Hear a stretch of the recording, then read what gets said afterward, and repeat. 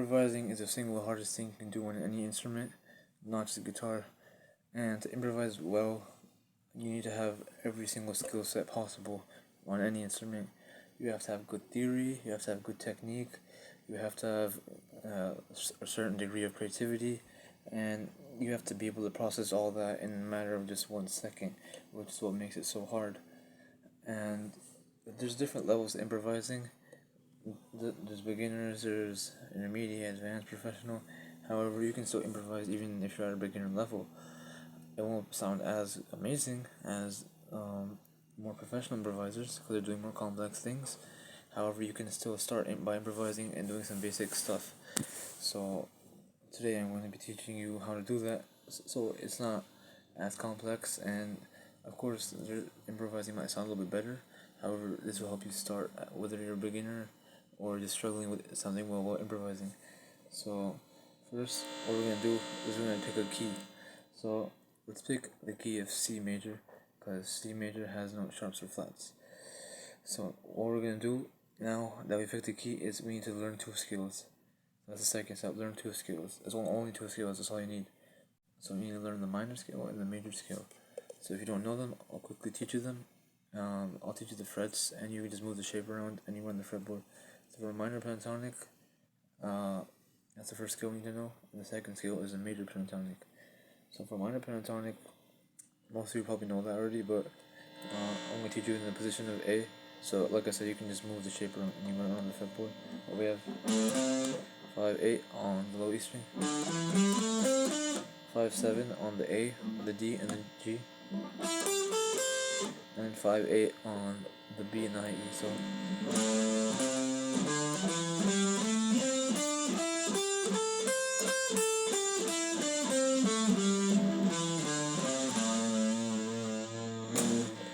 okay, next we have the other scale is major pentatonic, which if you don't know, I'll teach you in the position of C.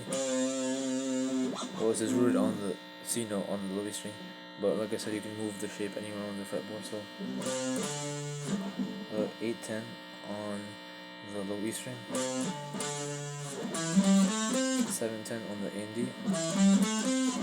7-9 on the G, 8-10 on the B and the high E. So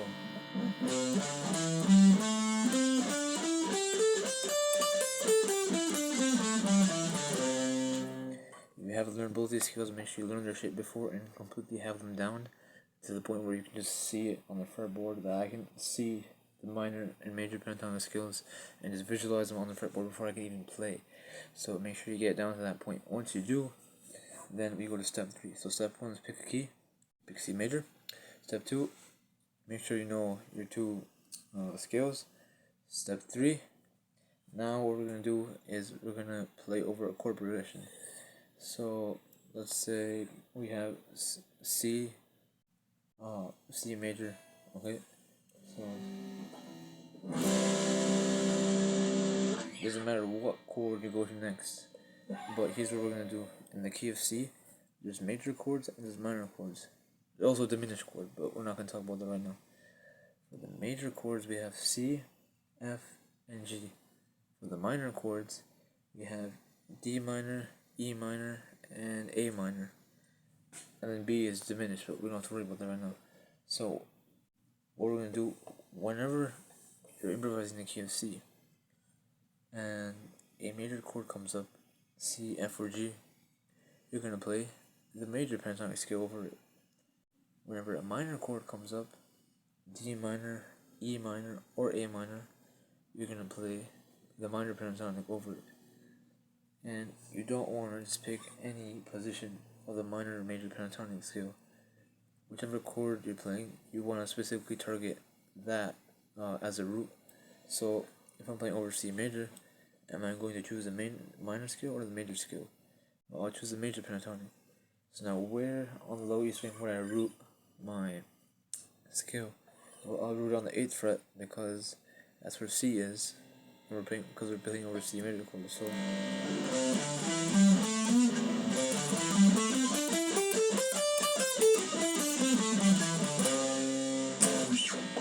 but now let's say we went to an E minor chord. So now we have to play over the E minor chord with a minor scale, which is the minor pentatonic scale. But where do we root it? Now, there's two positions where we can root it. The open position, because this is low E string, so if they open, that's the E string, or 12th fret, which is where a lot of people like to play as well.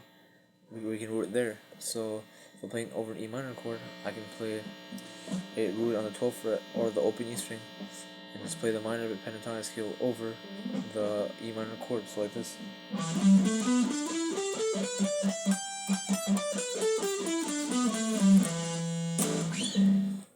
So it's basically that simple. Now, of course, you're not just playing the scale up and down. You want to be melodical and play in the key, and it might take you a little bit, a few attempts to get something melodical and nice, but just play it over and over again until you can make it melodic, and eventually you'll be able to start sounding decently well.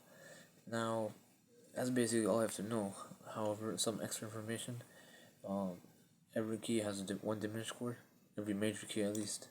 Every minor key has one diminished chord as well. But right now we're major keys. That's why I'm just referencing to major keys. But every major key has one diminished chord at the end. It's always the last chord, the seventh chord. And for the key of C major, which is the key we're in right now, it's B diminished. So diminished, I'll recommend playing the minor pentatonic scale over it just because it sounds a little bit better. It just has that distorted, darkened tone, personality to it. So I would recommend playing that over it. But just try doing this, and as a beginner improviser, you will start seeing massive results in just a little bit of time by doing this technique. So I hope this helped. I'll be uploading more improvising videos in more detail and everything. But for now, just try this if you're a beginner, and I'll be uploading more advanced videos in the future. So I'll see you later. Bye bye. Thanks for watching.